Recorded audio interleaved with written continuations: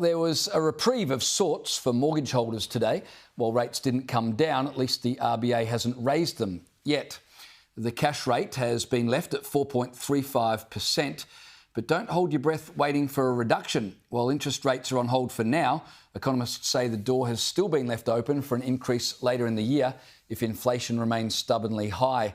Judo Bank's Chief Economic Advisor Warren Hogan joins me now.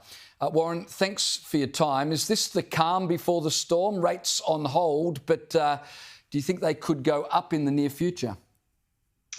Yeah, hi James. Thanks for having me on the show. I think that's what the governor was sort of intimating, is that this inflation risk, they're on high alert. I don't know how you can read it any other way than that, there's a real chance they might have to raise rates. They're showing extreme patience. They've got a very different strategy to what would traditionally be followed. That is, you really lean into inflation. And of course, this is what other central banks have got. The RBA's cash rate, 4.35, as you just showed, compared to New Zealand at 5.5 and the US at 5.5. We're actually taking a very different path.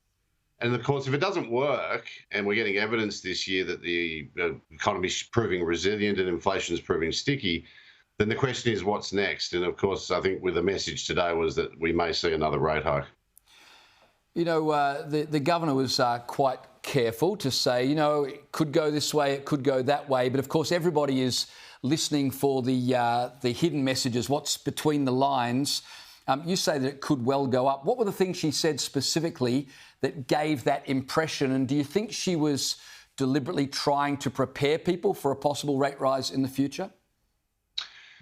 Look, I think she was trying to send that message without saying it. And it is quite perplexing. And of course, we're learning about this governor. She's only been doing the job for a while. And of course, we've got this sort of big overhaul happening at the RBA, even though the legislation hasn't passed. She's actually getting on with sort of, changing the way the place operates. So we're still learning what she's sort of doing. And today was a little bit confusing. I must admit, I was sort of trying to really get to the bottom of it. Central bankers are always a little bit opaque. They don't want to say too much. And I think that's a key part of her strategy, is not to get put into a corner. The biggest mistake they've made lately is that 2024 guidance from the pandemic with Phil Lowe. But I think the message coming through is we see what's happening in the economy, which is strong employment growth, inflation showing signs of stabilising at 4%, way too high, much higher than their target. And they can't walk away from this because, of course, their credibility will be damaged if they're not seen to be on top of what's happening in the economy.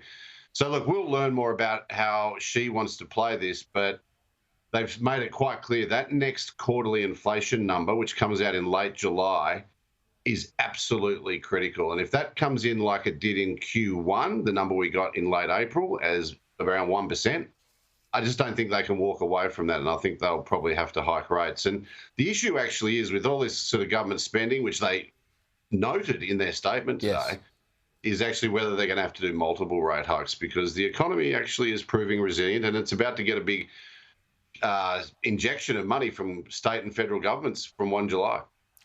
Yeah, I was going to ask you about the fact that she did reference big spending in the federal budget. And of course, we've just had a Queensland budget. I think they've handed out something like $11 billion in incentives for people to vote for Stephen Miles to win office. So it was interesting that the RBA governor did mention that as being a factor that may mean interest rates stay high.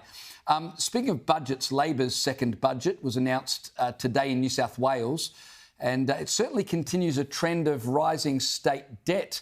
This is the New South Wales Labor's second deficit budget, and they predict operating deficits for the next 4 years of the forward estimates. So that would make 6 deficits in a row. I wanted to ask you, have state governments lost the ability to constrain debt and run surpluses? It seems like no one's able to do it anymore. Yeah, there certainly isn't a lot of budget surpluses going around, and I think the thing that I'm worried about with the government sector is it's just getting very large.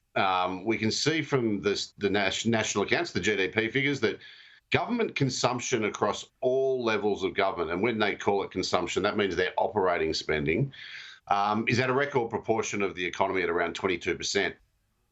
It's taken a big step up from really what it was averaging around 18, 19% all through the 80s, 90s, noughties, last decade. It's been happening for about 10 years, but it's the biggest step up in government spending as a proportion of the economy since the early 70s, since the Lyndon Johnson Great Society, Whitlam, all that stuff. So government's getting bigger. And of course, the other side of that is the tax take is getting bigger. So income taxes that we're paying are back to where they were when Howard and Costello introduced the GST. So we've actually still got the GST, but income tax is back where it was when they brought it in. And of course, this is a potential big shift in our economy. It's going to squeeze out the private sector, particularly around finding staff. So yeah, the government today in New South Wales, I think it was an okay budget, but there was a big shift up in spending, about $5 billion a year. And of course, they're going to be deficits for as far as the eye can see. And of course, debt's going from about 100 billion up to about 140.